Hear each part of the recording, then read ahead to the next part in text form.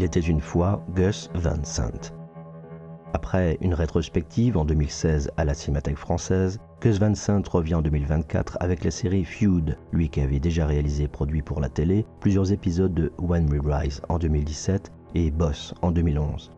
Van Sant soutient aussi les films des autres, des Kids de Larry Clark en 1995, Tarnation de Jonathan Cohen en 2003, Lawrence Anyways de Xavier Dolan en 2012, I Am Michael de Justin Kelly en 2015. Adapté d'Allen Ginsberg, sa production de Hall en 2010 tente de s'approcher de l'esprit morcelé, cher à l'artiste. Touche à tout et figure incontournable du cinéma indépendant, Van Sant s'est réinventé au théâtre récemment avec une pièce dédiée à Andy Warhol, des années après s'être essayé aussi au roman.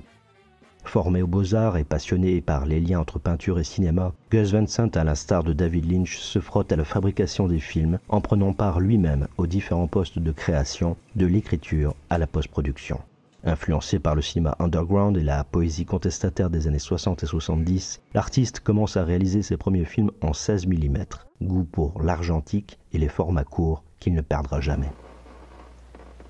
Dans les années 70, il se rend sur le tournage de Casanova, de Fellini et rencontre Pasolini alors que ce dernier termine Salo.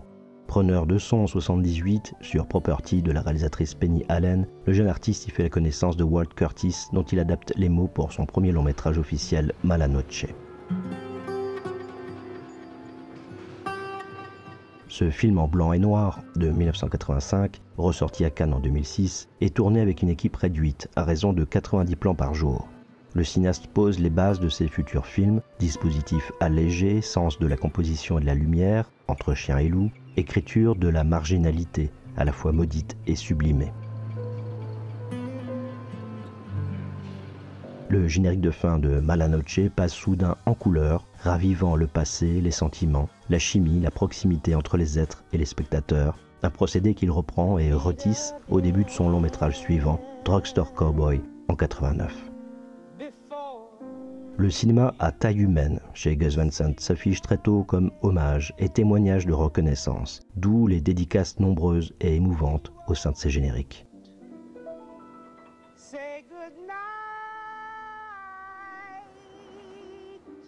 Parallèlement à ses films, le cinéaste s'engage dès les années 80 comme musicien, avec plusieurs albums successifs dont des collaborations avec un de ses héros, William Burroughs, et des pochettes designées par Van Sant lui-même.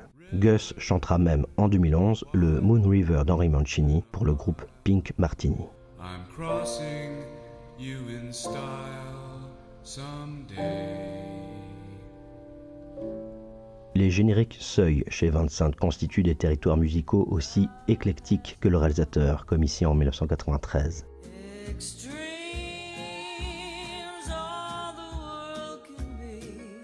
Le chanteur-compositeur Danny Elfman entre bientôt dans cet univers éponge et constellé de Gus Van Sant, dès Prêt à tout en 1995 et son ouverture en coupure de presse envahissante signée par le graphiste légendaire Pablo Ferro.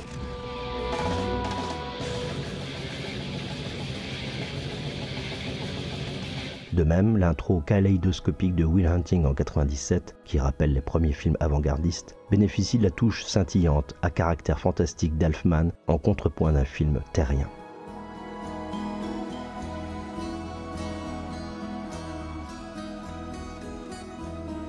Le générique des basses pour Psychose, réadapté en 1998 par Pablo Ferro et redynamisé par Danny Elfman, nous rappelle que la musique au cinéma, selon Marcel Hanoun, anticipe ou retarde l'émergence de l'image.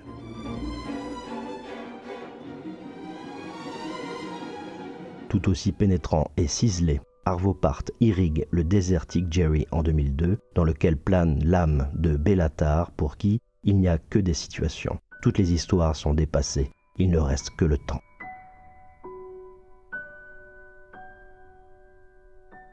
Il en va aussi de la lettre à Élise, évaporée dans le ciel final de Elephant en 2003,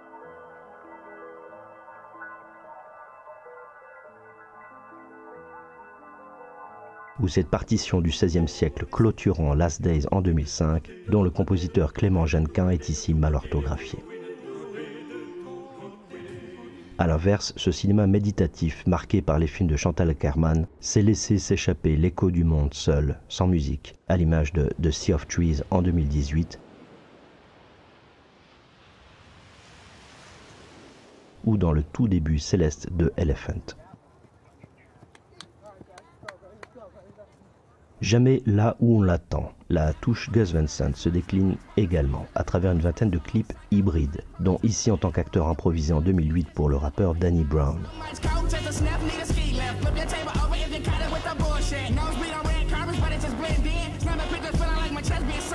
Le patchwork Andy Warholien, formé par les clips signés Gus Van Sant dans les années 90, travaille sans cesse les collisions, les surimpressions, clins d'œil, envols.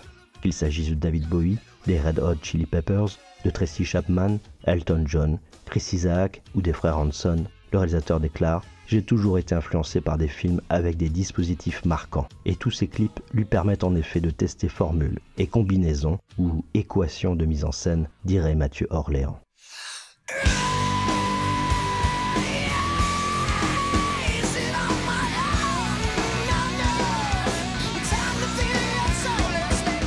Nourri par la Beat Generation et la contre-culture, Gus Van Sant ose un collage antagoniste et résistant entre William Burroughs et l'Amérique en 91.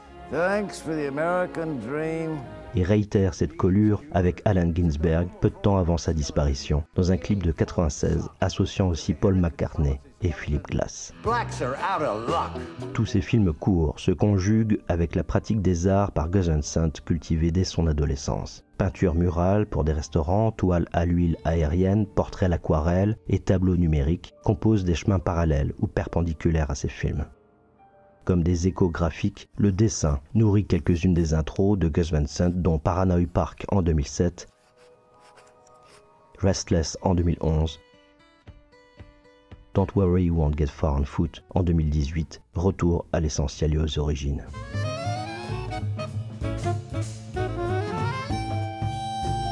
Adepte du photomontage et de la trouvaille par l'aléatoire, l'artiste expose ces dernières années en particulier dans sa ville de Portland, en Oregon.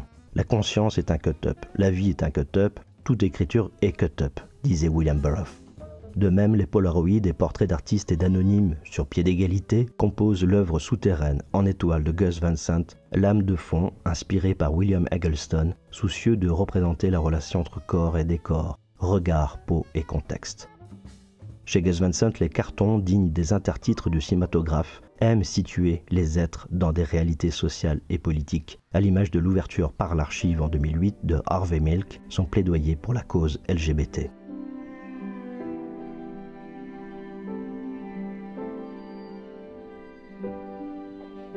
Le cinéaste fait au fond de ses lieux de filmage le premier des personnages de ses films, comme en témoigne la scène inaugurale de Forrester en 2000, à la lisière du reportage photo ou du documentaire. Nothing could keep me detained. I retain to numb pain. Brain insane, the opposite if humane. So go against this animus, lyricist, and you should bear witness for the end of your existence. I rap plume, give niggas gap wounds and pack them in catacombs. Cause your lives will expire when you test the empire. Mais s'il fallait regarder un début de film chez Gus Van Sant.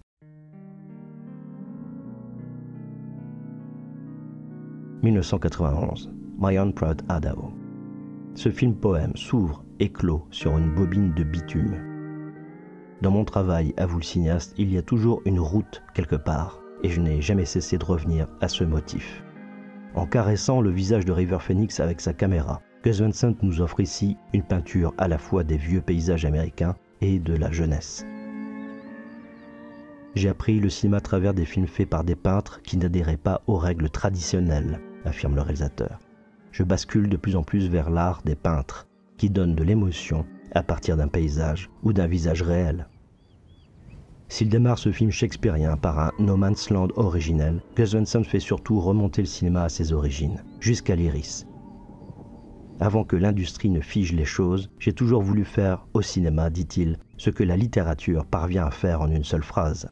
Dire plus vite, plus fort, par une poétique de l'élémentaire, par le hasard qui mine la logique, rapprochant l'art de la vie, interrogeant la matière. Si le cinéma est un art du sensible et pas seulement du visible pour Jacques Rancière, le temps vécu se rapproche de la pure répétition, là où les paroles et les gestes humains tendent vers ceux des animaux. Bref, l'art de commencer chez Gus Van Sant comme éclosion du désir, passage et remontée des temps et des lieux, porte de perception, terre d'impression, de promesses et d'espoir, de jouissance partagée.